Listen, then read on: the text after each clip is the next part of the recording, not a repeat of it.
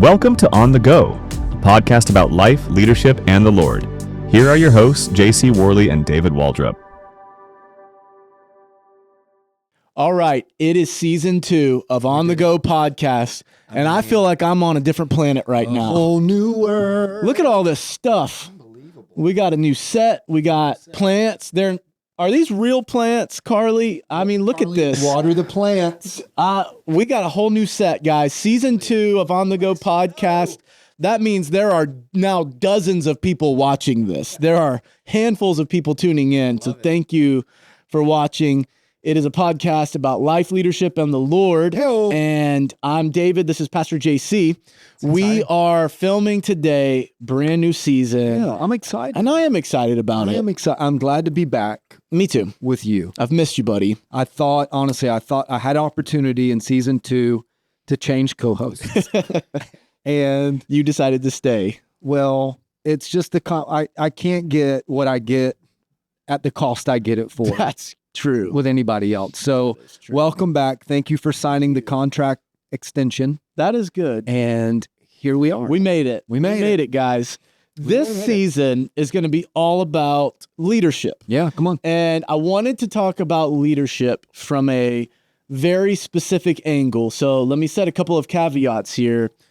This is not only going to be, we're both pastors, but this is not for only pastors. This is if you're leading an organization, if you are even just leading your family or leading yourself, frankly, this is the way you can take some of these principles with you, whether you need them now or later, or we hope they'll be helpful. But They will. listen, there's a lot of podcasts out there that just give straight content, okay? Yeah. But how boring is that? Okay? Boring. That is so boring. I don't even listen to those. So what we're going to do is for the next few weeks, we're going to spend time talking about, I don't want to say it yet.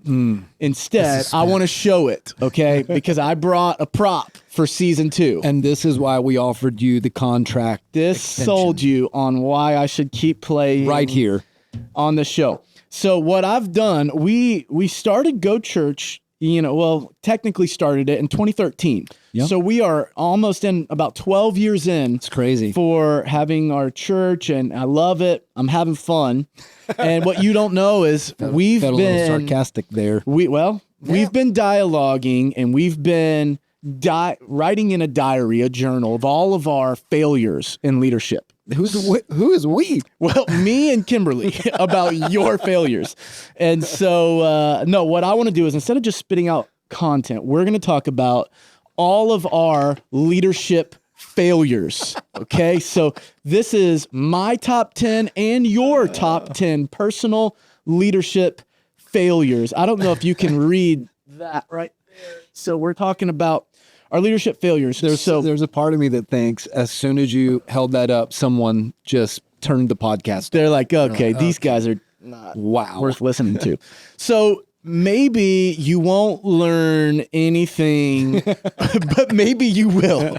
But you can at least learn what not to do in leadership. We're going to tell you the top 10 things for Pastor JC and the top 10 things for me that we failed at in leadership.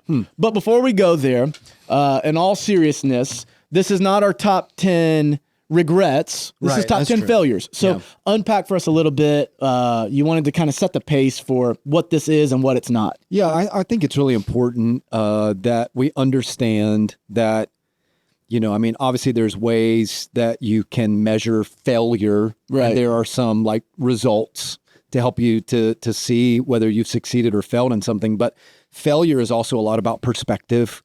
God is so sovereign and he's so faithful, Right. that even when we fall short, Yeah, God is able to pick up the pieces and he makes beauty from the ashes. it does. And so, all joking aside, it wasn't that complicated to come up with, 10 things that we've done wrong. For sure. What we had to do was look beyond just this week. Exactly. So- Exactly. But I do think as we reflected on some of those moments through the history of Go Church and leadership, man, I don't know. I kind of sat back and I thought, man, the Lord's been so faithful. I've grown in my life in leadership as a husband, as a dad, as a pastor, as a leader. And I feel like you have as well. And so again, like everybody that's listening to the podcast at some point in your life, You're going to have a failure in some arena, but the failure does not define you. Right. That's and good. the enemy would love for you in that moment of failing to feel like, okay, I've completely messed up and I might as well throw in the towel, quit on my dream, quit on my family, quit on my calling, quit on my purpose. But man, that's just not God's plan. Right. You can grow in the failures and through the failures, so you don't just go through it, you grow through it. That's good. So I think that's really important because surely we're not the only ones out there that have experiences with this. But again, if you lean in and you learn, you can mature and become all that God has desired for you to become. And so you're not going to make every decision right, but when you mess up, just learn from it and then try not to, repeat the same mistake over and over and over. So exactly. Anyway, that's just a little my heart on that. I love that. Look, I'm in a total agreement. God's sovereign over all of our mistakes. Yes, he is. Over all of our failures. And so even these, we say them, in jest, and we'll pick on each other back and forth. But in all seriousness, God's been sovereign through these failures, and it's made us who we are today. And even the failures can sometimes be a blessing. And hopefully our failures are a blessing to all of you watching, and maybe you can learn something. You can avoid these failures that we committed. You don't have to make these same mistakes. So all have sinned and fallen short of the glory of God. Amen. So Jesus went to the cross. Here's good news, because we're all failures. Absolutely. But again, his grace and his mercy, they're new every morning. And so whether that's a failure in morality or it's a failure in a business decision. Right. If you are a believer in Christ Jesus, a son or daughter of God, then his grace really is sufficient. It is. And so I hope that, in this season of the podcast, that we encourage some people along the way just to keep going, to keep moving forward. Absolutely. Don't let the failure define you. That's big. Well, with that being said, here we go. Top 10 leadership failures. I'll go first. Okay. So you pull it out and I'll read it. All right. And then I'm going to reveal it. Okay. So here we go. Number 10. These are going to be in order of like the least much of a failure, right? Like our not as big of a deal failure. And then when we get down to number 1, that's like our most epic failure ever. Yes. Right? So and you have a massive 10, confession in that. At the very end. Tune in a couple of weeks because you never know what my biggest failure is. Number 10. Okay. You're already laughing. Okay. No, it's great. This is my manifesto of failure, right? I like this. Number 10, David's number 10. I adjusted the sails before reading the wind. Okay, so here's what I mean by that. All right. I came in guns a-blazing when we started Go Church, and I was 22 years old, okay? I thought I knew everything, and every 22-year-old probably thinks they know everything. I had just finished college, and I needed to show the whole world everything I knew. And man, we moved to Maryland. I was growing up in Georgia basically my whole life. Moved to Maryland unaware of how different the culture was, unaware of how biblically illiterate that region was, of how little gospel they knew, of how not a thing church culture was. And everything I tried, it fell flat on its face because I came in guns a-blazing. Again, I tried to adjust the sails before reading the wind. So I didn't take time to learn the people, to learn what was hurting them, to learn the way that they think, to learn the way that they receive information, the way that they want to grow, the way that they need to grow, and where God needs to meet them. I expected the people of Go Church when we started in Maryland back in 2013, 2014, I expected them to just meet us where we are. And it's not even like we were better, but just different, right? I expected them to meet us where we are. But I should have been willing to meet them where they are. Yeah. So I didn't engage in enough dialogue in the beginning. I didn't learn enough. So my advice to you, learn from my failure. When you're taking on a new role or a new assignment, don't just assume everything. Don't assume you know everything. You got to listen first. I mean, I would give it time, at least several weeks or months. Learn your team, learn the organization, learn that new adjustment. If you're a newlywed, learn your spouse before you start telling them what they need to change. Like, learn the way people think, and then the changes will come. But I think I rushed that a little too soon. Yeah, I'll speak into that. And then when I talk about my failures, I don't want you to give any commentary. Great. Yeah, but no, I do see though that Jesus really modeled what you're talking about here of meeting people at the point of their need. Right. And I do think it's important just to slow down and to lean into broken humanity, Right. see where they are, and then minister to where they are. This March, you're going to be 34? I'll be 34 next month. Yeah. You know, so, and I say this in all honesty, and it's not a criticism, but I've known you for a long time, but I knew as a young 22-year-old leader when we started Go Church that there were going to be leadership moments that I didn't necessarily like. Right. But I knew that, okay, I may not like the leadership decisions that David makes at 22, but I'm going to love the leadership decisions that David makes at 34, you know? And so to watch you grow over the years and evolve into this great leader, I don't know what it means coming from me, but it makes me really proud of you. I appreciate that. And to see that you've shifted in some of that understanding, and it's a big deal. So I'm proud that you're not continuing to make those same mistakes. Yeah, I hope not. I don't want to. And yeah, people in Maryland, when I finally did learn, it fell flat after like a couple of months of trying to launch the youth ministry. Like I'd come from a context of having, over 100 kids in the youth group I was working at, when I was working at church. We didn't have 100 people in the church. We didn't have 100 people in the church. So trying to do a big Wednesday night with a lot of games and a lot of energy, there were literally 4 teenagers in the room, and it just felt weird. Yeah. So I should have recalibrated. But when I recalibrated, I listened to the people, I learned, man, we really took off and we had some great times. Yeah, I like that. Well, it's your turn. Okay. Here we go. Interestingly enough, you really took a lot of time to make sure I did this correctly. Yeah. You came into my office to tell me how to reveal the next one. Reveal the next one. And I felt like I had it, and then use the thumb, right? Okay, and then I felt like thumb is now, touching. Does that say number 10? Number 10. Good. Here we go. Dun, Pastor JC's 10th worst mistake in leadership. This is true. I struggled to find my voice early on. Okay. And what I mean by that is I just, as a young leader, I didn't really know who I was. Yeah. I didn't know my leadership style. I didn't know my teaching or preaching or communication style. I didn't even know my attire style. Sure.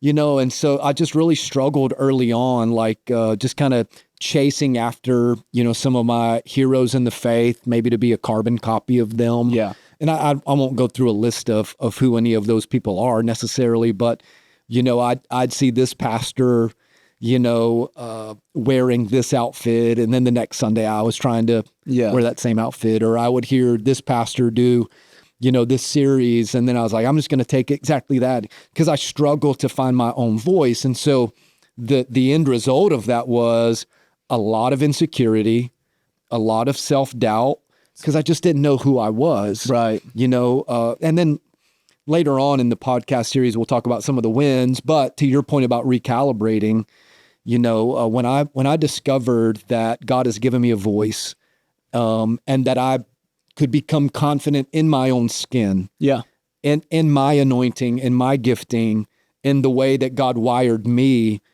man, it changed things. For sure. It changed things, even because our story with Go Church is so special. We started in Maryland. Yeah. Then we came back to Kimberly's hometown, took over for her mom and dad. They had pastored what was then the South Metro Church for 33 years. I followed. So we came back here, and then, the rest is history. We rebranded to Go Church and. But anyway, when I came here, while Pastor Allen is a short Indian man, right? He is a big man in the faith. Yeah. Absolutely. And I mean, he's a living legend. Yeah. So in the beginning of even leaving Maryland, you became the campus pastor there. We were becoming one church in multiple locations at that time, that campus, this campus. Now, of course, we got Westside.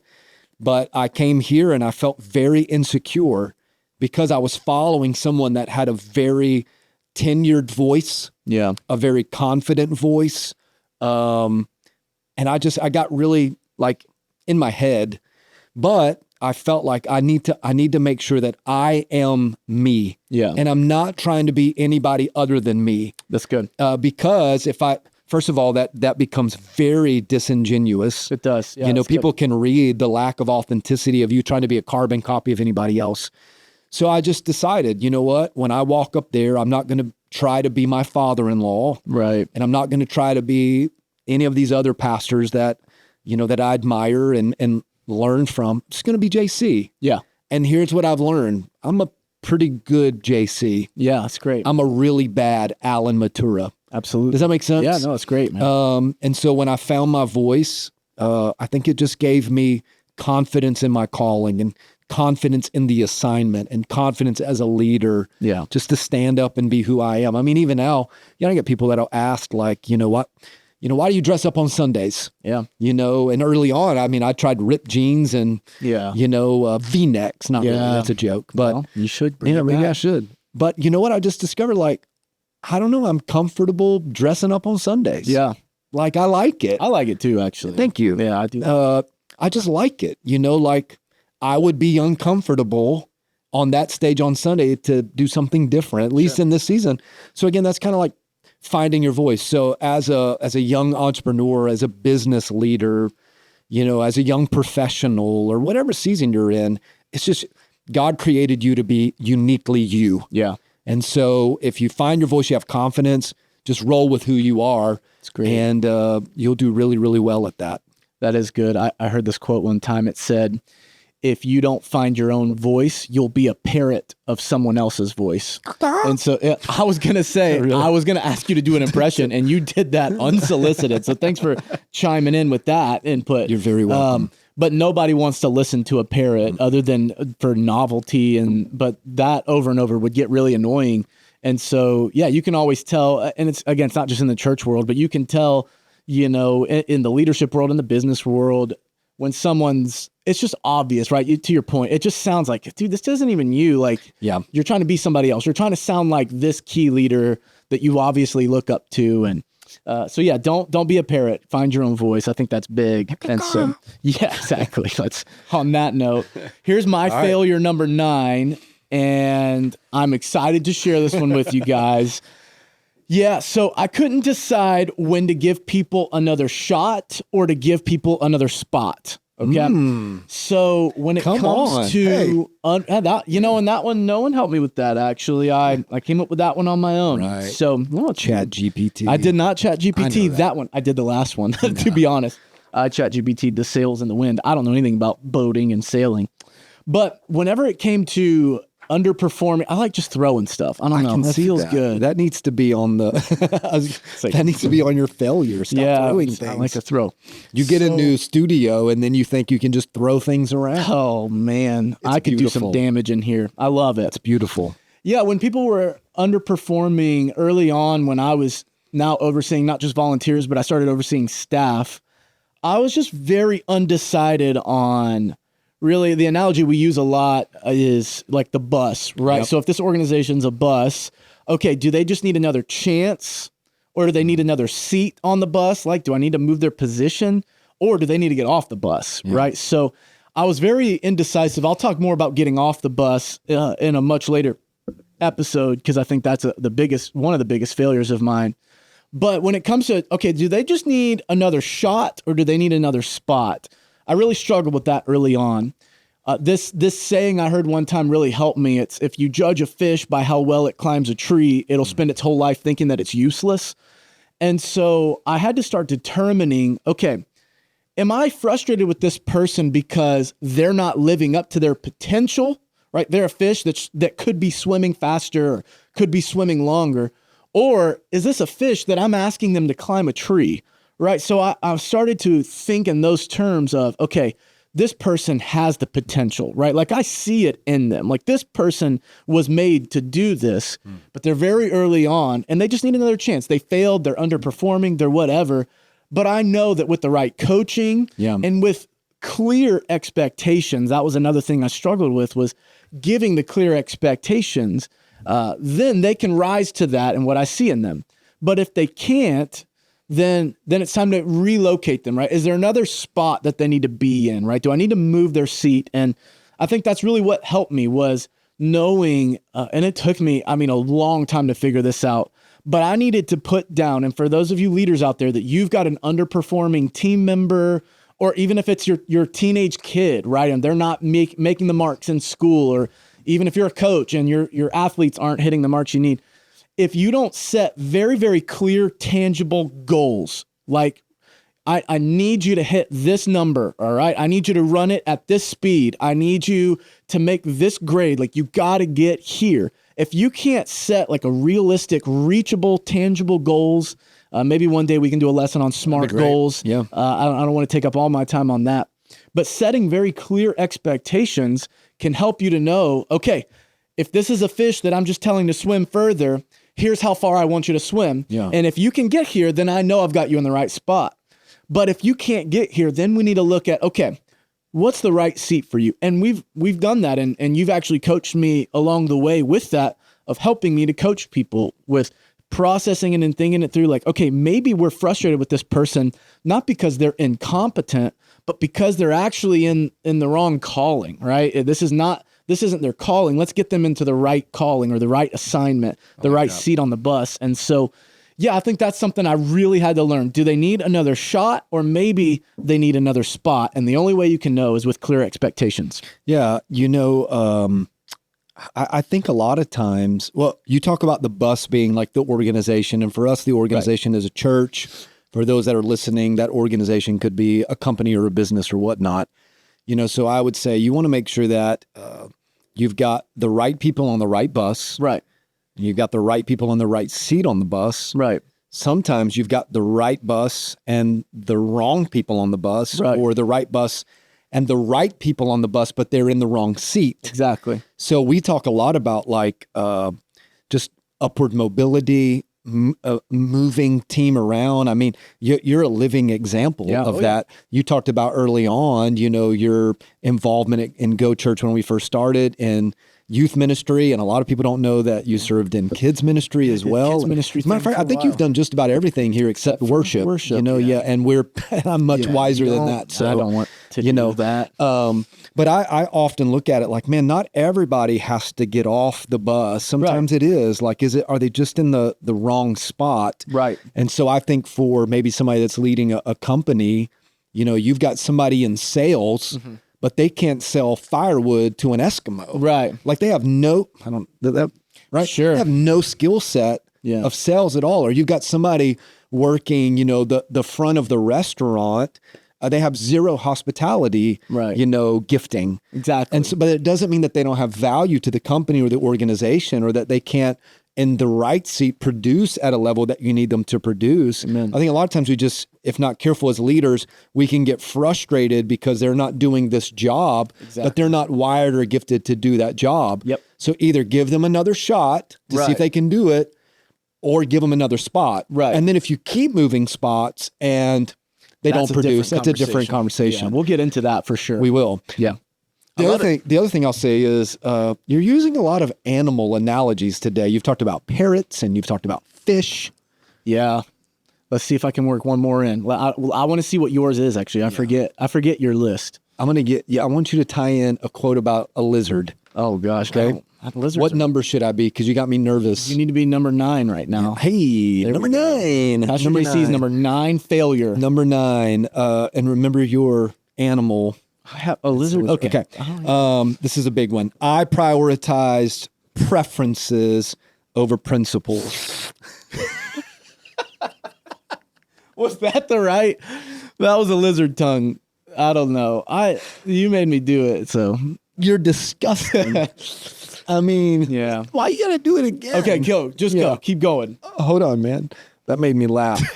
Also, that is my other biggest failure, is hanging around you. Yeah. I prioritize preferences over principles.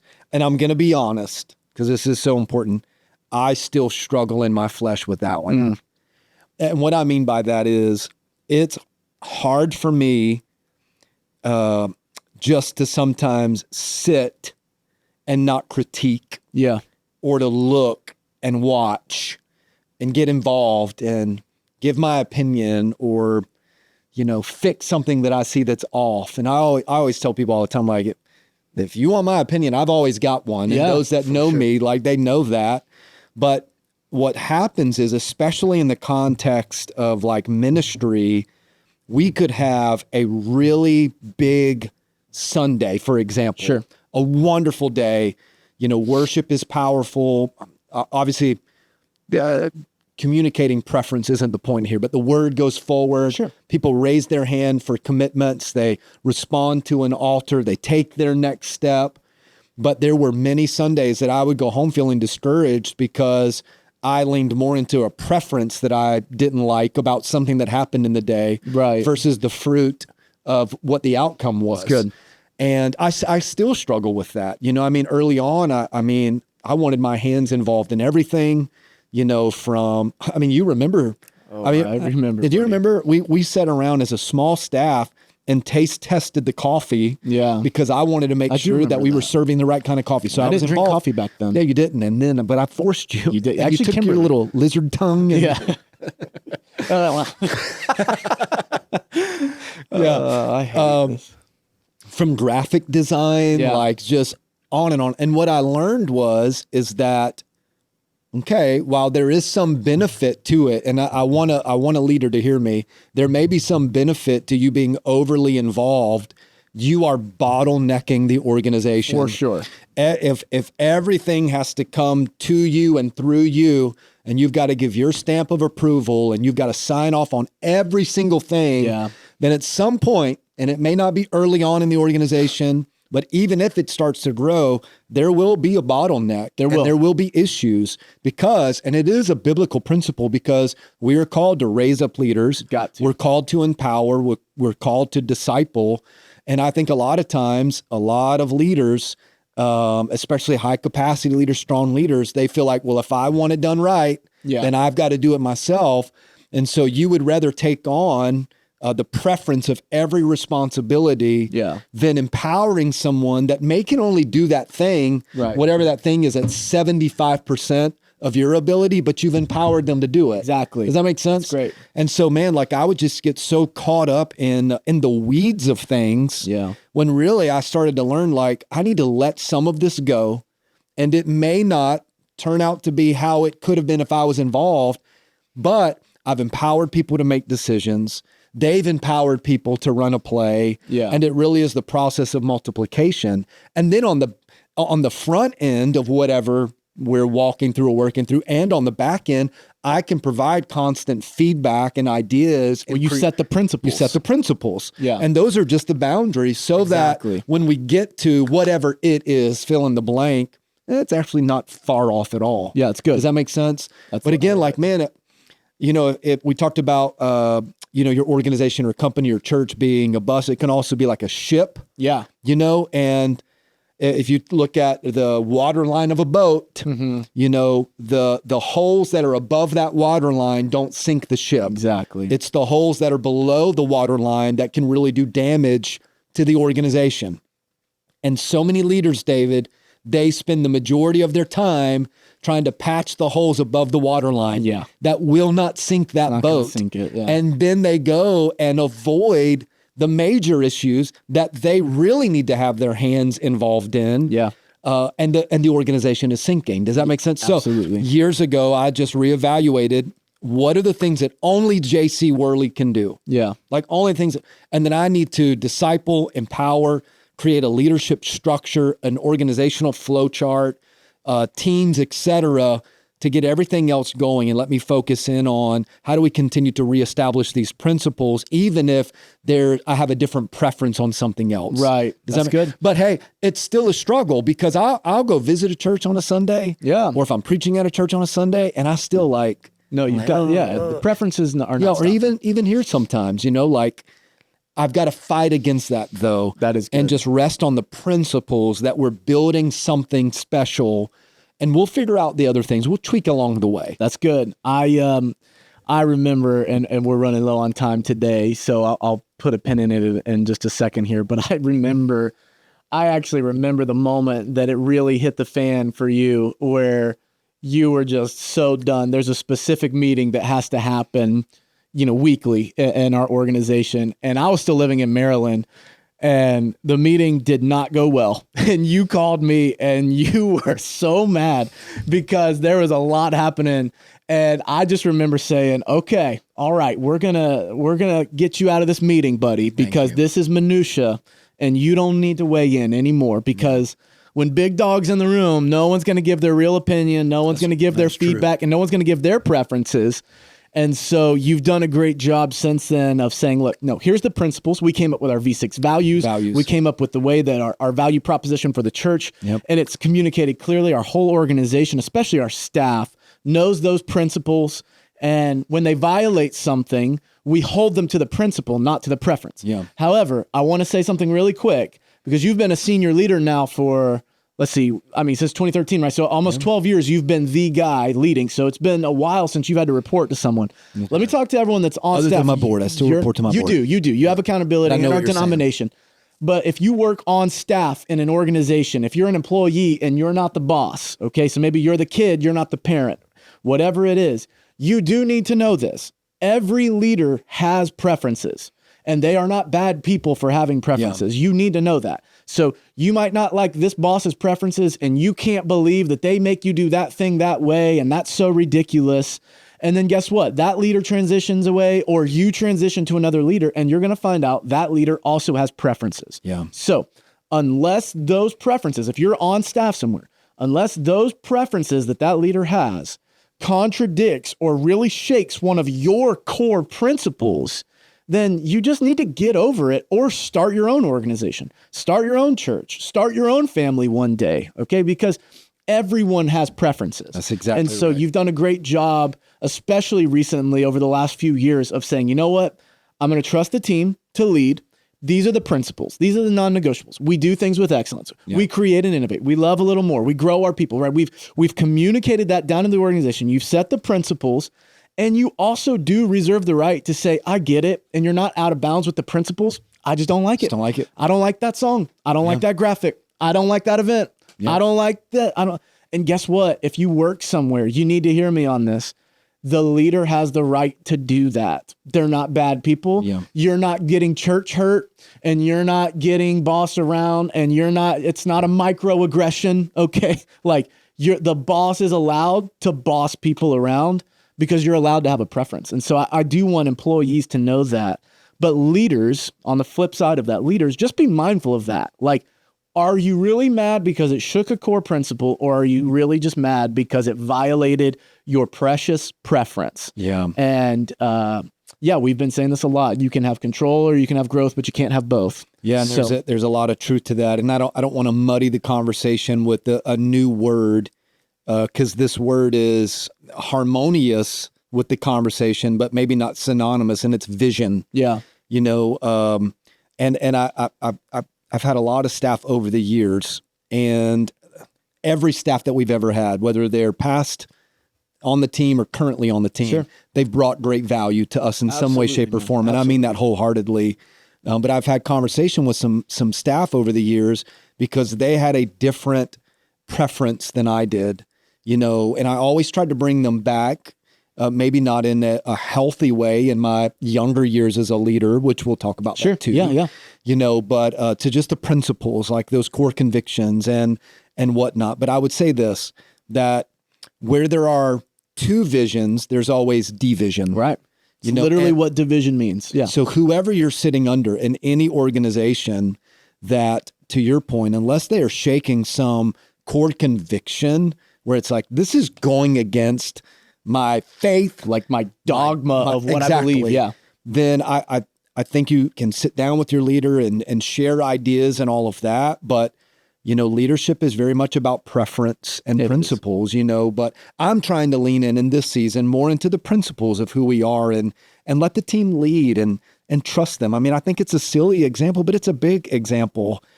You know, we talked about going into season 2 of the podcast. We'd love to get an upgraded studio. Yeah. And we actually had a very generous giver say, hey, I believe in what you're doing with the podcast. And they were one of the 12 listeners. Thanks, Mom. You know? And so, you know, gave some finances in order for us to get a new studio. And that's cool. But how much involvement did you and I have? Nothing. Well, you don't want my involvement. Well, that's the best thing you did. You kicked me out of a meeting where we were talking about Go Kids Reno paint colors on the wall. And that wasn't that long ago. You rescued me from that. I was like, Thanks David, for getting me out. And I loved saying it. David, you're dismissed. That was the most freeing meeting ever. But again, like we could have been overly involved in even something like a new studio design. Right.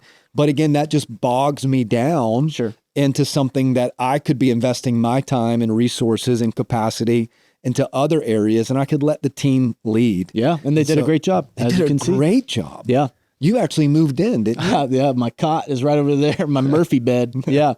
This is good. This is good. We'll stop it for here today. Yeah. Don't look. No peeking. No peeking. Hey, tune in next time because we're going to keep going through our top leadership failures.